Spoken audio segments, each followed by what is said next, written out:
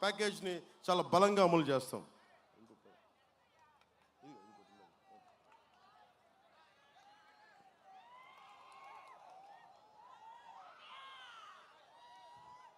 జగన్ మా పాపం సజ్జల రామకృష్ణారెడ్డి గారు చాలా బాధపడిపోతా ఉన్నారు.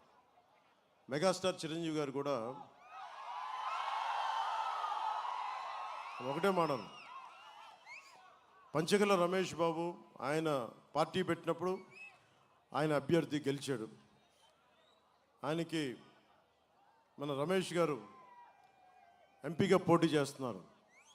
ఆయన వాళ్ళిద్దరూ వచ్చి నాకు మీ ఆశీస్సులు కావాలి అంటే ఆయన ఈరోజు దా నాకు కూర్చోబెట్టి నాకు 5 కోట్లు ఇచ్చారు. నువ్వు ఇంత కష్టపడుతున్నావు, కౌలు రైతుల కోసం, రైతాంగం కోసం కష్టపడుతున్నావు, నేను నీకు 5 కోట్లు ఇస్తున్నాను జనసేన పార్టీకి అని చెప్పారు.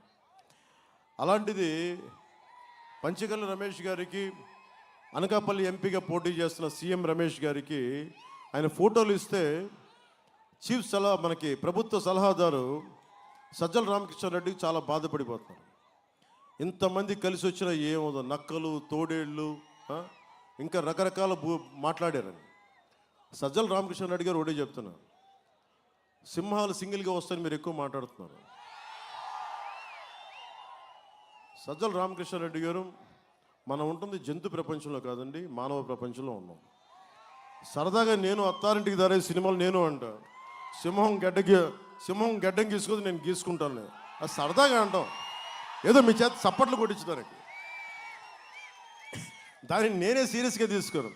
అలాంటిది సజ్జల రామకృష్ణారెడ్డి గారు కళ్ళజోడు పెట్టుకుని హుందాగా సింహం సింగిల్గా వస్తుంది, ఒంటెళ్ళు, తోడేళ్ళు, హైనాలు ఇలాంటివన్నీ గుంపుగా వస్తాయని మాట్లాడుతూ ఉంటే,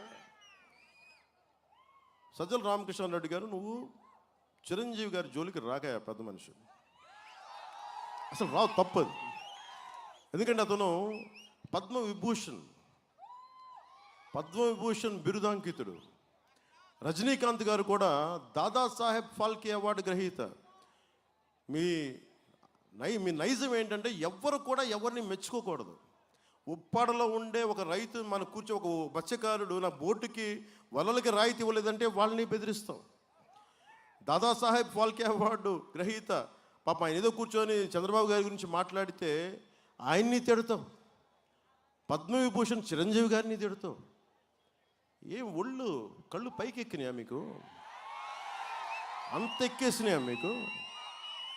సజ్జల రామకృష్ణారెడ్డి గారు మీకు ఒకటి చెప్తున్నా, 2-3 సార్లు నేను మాట్లాడితే మీకు ఆధిపత్య అహంకారం అంటే మీరు చాలా బాధపడ్డారు, నొచ్చుకున్నారు. ఆధిపత్యపు అహంకారం అంటే ఇదే సజ్జల రామకృష్ణారెడ్డి గారు. అందరూ మీకే పల్లకీలు మోయరండి. మీరు ఎవరి పల్లకీలు ఎవరు మోయరు.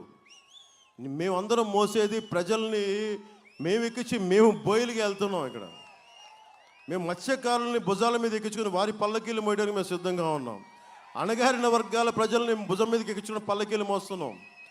ఆధిపత్యపు అహంకారం అంటే నోరుకి ఏదొస్తే అది మాట్లాడటం, ఎవరింట్లో ఆడబిడ్డల గురించి నోటికి ఏదొస్తుంది మాట్లాడటం. ఆధిపత్యపు అహంకారం చూపించుకు సజ్జల రామకృష్ణారెడ్డి గారు. నేను మీలాంటి గుండా విధంగా మాట్లాడేవాళ్ళు చాలామంది చూసి వచ్చాను. నేను చాలా తెగించి వచ్చాను రాజకీయాల్లోకి.